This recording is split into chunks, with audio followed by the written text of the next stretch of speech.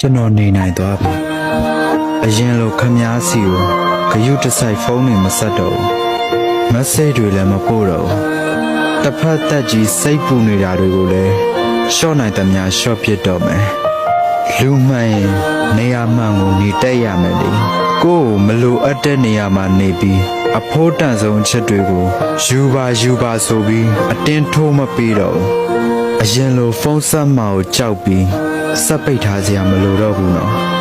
မက်ဆင်ဂျာကိုလည်းလွတ်လပ်သုံးနိုင်ပါပြီတစ်ချိန်က